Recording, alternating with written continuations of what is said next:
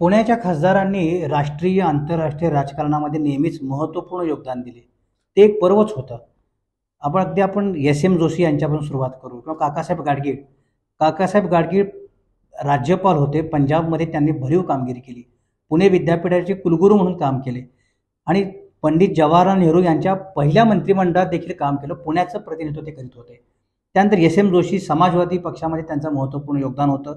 नानासाहेब गोरे साहित्यिक होते, वैचारिक स्पष्टता होती. लंडनचे राजदूत म्हणून त्यांनी काम केलं. पुण्याचं प्रतिनिधित्व आंतरराष्ट्रीय क्षेत्रावरती काम करत असताना तिथे प्रतिनिधित्व करण्याची संधी त्यांना मिळाली. बॅरिस्टर विठ्ठलराव गाडगीळ बॅरिस्टर होते. आयडिओलॉजी होती काँग्रेसची, प्रवक्ते होते. काँग्रेसची विचारधारा जगभरामध्ये पोहोचवण्याचं काम त्यांनी केलं. भाषेवरती प्रभुत्व होतं. काँग्रेसचे थिंक टँक होते.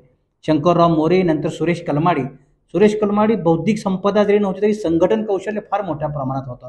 आंतरराष्ट्रीय स्पोर्ट्स त्यांनी पुण्यामध्ये आणलं आणि पुण्याला आंतरराष्ट्रीय स्पोर्ट्सच्या क्षितिजावरती नेऊन ठेवलं. त्यानंतर मात्र या सगळ्या अशा बुद्धिवाद्यांच्या आणि राष्ट्रीय राजकारणात पुण्याची झेप घेणाऱ्या खासदारांचं पर्वच संपलं. आज संसदेच्या निवडणुका अगदी स्थानिक पातळीपर्यंत आलेल्या आहेत. परंतु जुने जाणते पुणेकर या बौद्धिक संपदेला नक्की मिस करत असतील. यावर तुम्हाला काय वाटतं? जुने जाणते पुणेकरांना काय वाटतं? काय बदल झाला पाहिजे आणि पुन्हा एकदा राष्ट्रीय प्रवाहात येण्याकरता पुण्याने काय केलं पाहिजे? आम्हाला नक्की कळवा.